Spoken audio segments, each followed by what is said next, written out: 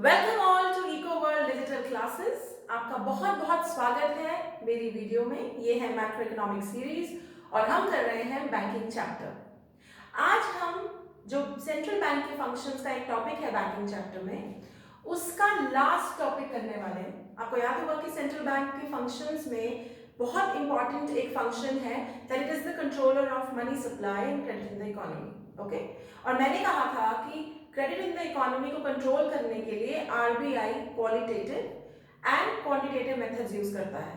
अब quantitative methods तो हमने डिटेल में पिछली वीडियो में कर ही लिए हैं। अगर आपने अभी तक वो वीडियो नहीं देखी तो आप please go back to that video and then come back to this video. Okay, आज हम करेंगे क्वालिटेटिव फंक्शंस और क्वालिटेटिव फंक्शंस को इस वीडियो में हम कोशिश करेंगे कि हम इसको डिटेल में समझें। ओके, पहला क्वालिटेटिव फंक्शन। सो क्वालिटेटिव शब्द का मतलब है कि ये जो तरीके हैं आरबीआई के, इसमें वो इंटरेस्ट रेट से ऊपर नीचे नहीं करते। इकोनॉमी में इन्फ्लेशन और डिफ्लेशन, एक्सेस डिमांड या डेफिशिएंट डिमांड की सिचुएशन को कंट्रोल करने के लिए आरबीआई जब क्वालिटेटिव मेजर्स यूज करती है तब वो इंटरेस्ट रेट के साथ छेड़छाड़ नहीं करती।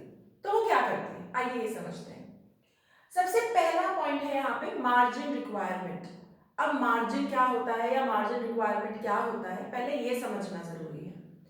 सो मार्जिन रिक्वायरमेंट की डेफिनेशन है, it is the difference between the value of loan and the collateral offered against the loan. देखो, जब हम लोन लेने जाते हैं तो बैंक हमको फ्री में तो लोन देता नहीं, और जितना बड़ा लोन होता है उतना ही उसके अगेंस्ट कुछ रखना पड़ता है बैंक में, जिसे हम इकोनॉमिक्स में या टेक्निकल शब्दों में कोलैटरल बोलते हैं, जिसको हम आमतौर पे बोलते हैं कुछ गिरवी रखना, उसके अगेंस्ट रखना। बैंक ऐसा क्यों करता है? बड़ा सिंपल सी चीज है। कल को अगर आप अपना लोन वापस नहीं दे पाए तो एटलीस्ट बैंक के पास वो चीज होगी जो आपने गिरवी रखी है, और उसको बेच के वो अपना पैसा पूरा कर लेंगे। मतलब बैंक नुकसान में नहीं रहना चाहता, इसीलिए जितना बड़ा लोन होता है उतना ही बड़ा कोलैटरल मांगा जाता है। ठीक है, अब मार्जिन रिक्वायरमेंट क्या है, इसको एग्जांपल से समझते हैं। 10 लाख का लोन आपको चाहिए, आपने 10 लाख का लोन लाया, मानो मांगा, तो जो बैंक की मार्जिन रिक्वायरमेंट है वो 20% है। अब 10 लाख का 20% कितना हुआ? 2 लाख, 2 lakhs।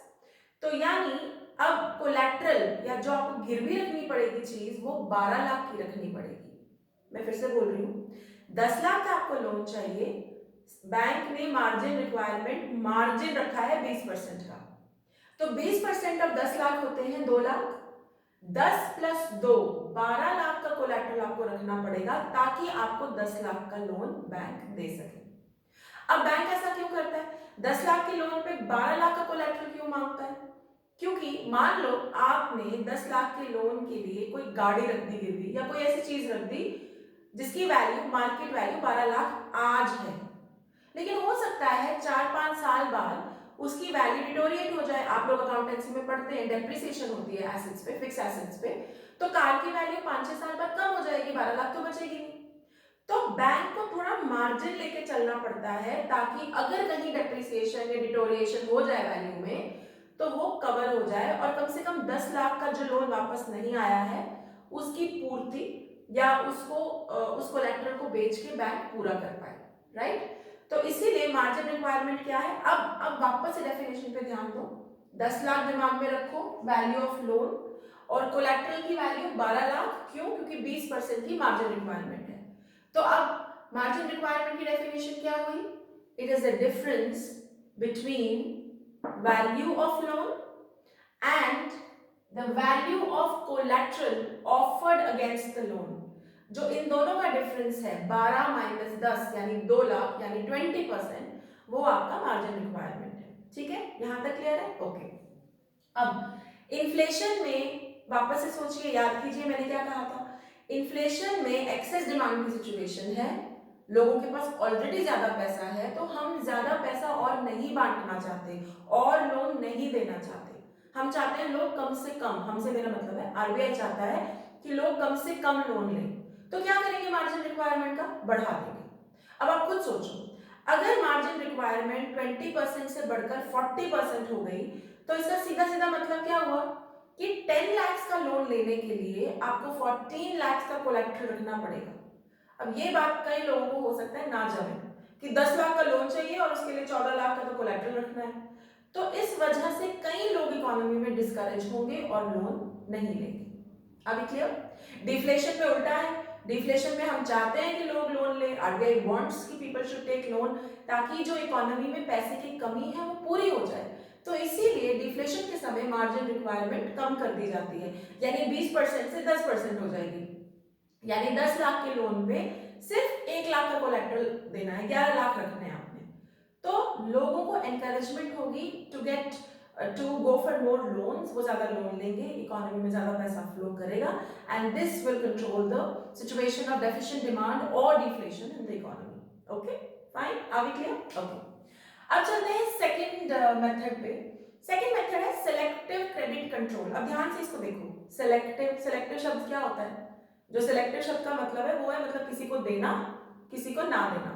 क्रेडिट कंट्रोल, ठीक है। आरबीआई क्या करता है, कुछ प्रायोरिटी सेक्टर्स को वो आसानी से क्रेडिट देने के लिए राजी हो जाता है और कईयों को नहीं देता। जैसे what I am trying to say is, कई बार क्या होता है, बैंक्स वांट टू एक्सपैंड, वो एक्सपैंड करना चाहते हैं, वो कई कई ट्रेडिंग एक्टिविटीज में इन्वॉल्व होना चाहते हैं और उसके लिए उनको आरबीआई से पैसा चाहिए होता है, लोन चाहिए होता है। तो आरबीआई क्या करता है, सेलेक्टिवली क्रेडिट देता है। किसी किसी बैंक को या किसी किसी सिचुएशन में वो आसानी से लोन देता है और किसी किसी बैंक को अगर वो ऐसे सेक्टर्स में डील करना चाह रहे हैं, ऐसी चीज में डील करना चाह रहे हैं जो आरबीआई के लिए अभी इंपॉर्टेंट नहीं है, तो आरबीआई उस समय उनको कम पैसे देता है। अब इन्फ्लेशन डिफ्लेशन में क्या करता है, इन्फ्लेशन में पैसा ज्यादा है, आरबीआई को पैसा कम देना है। तो इन्फ्लेशन में RBI follow something known as dear money policy. Dear का मतलब प्यारा, पैसा मुझे प्यारा है, आरबीआई को पैसा प्यारा है, तो वो आसानी से लोन या क्रेडिट नहीं देता कमर्शियल बैंक्स को। आसानी से मतलब बहुत सोच सोच के कि अगर कोई बैंक वाकई किसी प्रायोरिटी सेक्टर में पैसा लगाना चाहता है तो आरबीआई पैसा देगा इन्फ्लेशन के समय, अदरवाइज सोच समझ के पैसा दिया जाएगा। On the other hand deflation के समय it will follow cheap money policy, यानी इट्स ओके, पैसा खुला आपको दे रहे हैं, इतना सोचना विचारना नहीं होगा। When banks will come to RBI for getting loan, they will easily get money, आसानी से पैसा मिल जाएगा, क्योंकि आरबीआई इस समय चाहता है कि इकोनॉमी में मनी का फ्लो बढ़े, इसलिए उन्हें पैसा दिया जाएगा। अभी क्लियर? ओके। एंड लास्ट जो यहाँ पर मेथड है वो है मॉरल सुएशन। अब moral suasion is a tactic which is a combination of pressure and persuasion. दो चीजें यूज करता है RBI, pressure and persuasion. Persuasion शब्द का मतलब होता है कन्विंस करना, किसी को मनाना, किसी को समझाना। तो आरबीआई जनरली जो भी अपने रूल्स रेगुलेशंस डायरेक्टिव्स लेकर आता है वही जनरली तो सारे बैंक आरबीआई की बात मानते हैं। तो अगर कोई ना माने तो आरबीआई पहले उसे कन्विंस करने की कोशिश करता है, समझाता है, ईमेल्स के थ्रू, नोट्स के थ्रू, स्पीचेस के थ्रू, तो परसुएशन यूज करता है, कन्विंसिंग यूज करता है। लेकिन अगर ये ना चले और इसके बावजूद कोई बैंक आरबीआई के डायरेक्शंस को फॉलो ना करे तो फिर आरबीआई स्ट्रिक्ट मेजर्स लेता है और प्रेशर का यूज भी करता है। This is known as moral suasion.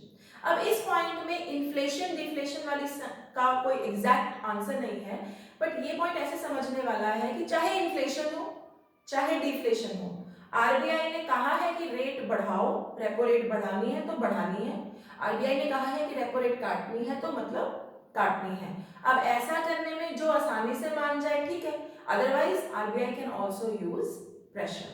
अभी क्लियर, समझ में आ गया? एक क्विक रिकैप करते हैं। तीन क्वालिटेटिव इंस्ट्रूमेंट्स हैं। Margin requirement, margin requirement is the difference, loan और लोन के अगेंस्ट जो कोलैटरल दे रहे हैं उन दोनों के बीच का डिफरेंस है। इन्फ्लेशन के समय बढ़ाया जाएगा ताकि लोग कम लोन लें और डिफ्लेशन के समय कम किया जाएगा ताकि लोग ज्यादा लोन लें।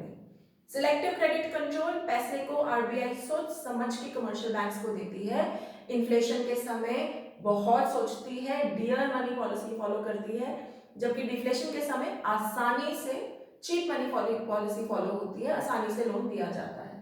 Moral suasion is a combination of pressure and persuasion, और इन दोनों को यूज करके आरबीआई इंश्योर करती है कि चाहे इन्फ्लेशन हो चाहे डिफ्लेशन हो, आरबीआई को जो बैंक्स फॉलो करते हैं, जो उसके मेंबर बैंक्स हैं, वो आरबीआई के सारे डायरेक्शंस को एग्जैक्टली फॉलो करें। I hope this is all clear.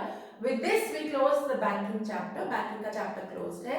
एक क्विक रन थ्रू करते हैं कि बैंकिंग चैप्टर के इंपॉर्टेंट टॉपिक्स कहाँ पर है. सबसे इंपॉर्टेंट टॉपिक जो बैंकिंग चैप्टर में है वो है क्रेडिट क्रिएशन का प्रोसेस, उससे रिलेटेड टर्म्स, सेंट्रल बैंक के फंक्शन सारे end to end very important, और खासकर जो आखिरी फंक्शन है मनी सप्लाई और क्रेडिट का कंट्रोल करता है आरबीआई, वो तो बहुत ज्यादा जरूरी है. आप ये मान के चलिए कि उस पर आप क्वेश्चंस डेफिनेटली होंगे. ओके.